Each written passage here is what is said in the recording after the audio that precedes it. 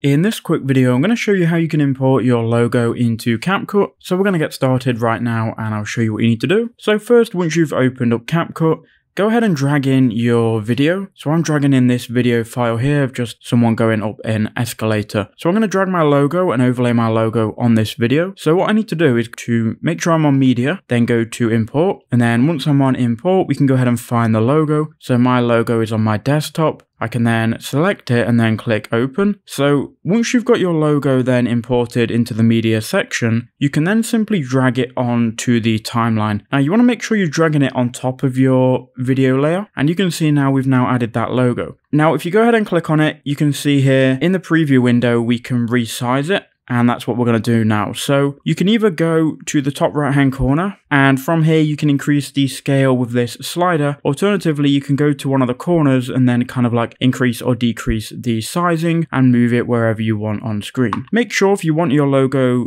to be shown for the whole video, you stretch it for the whole timeline, and then if you just go ahead and play it, it now should be on your video. So that is how you can add your logo to a video in CapCut on PC.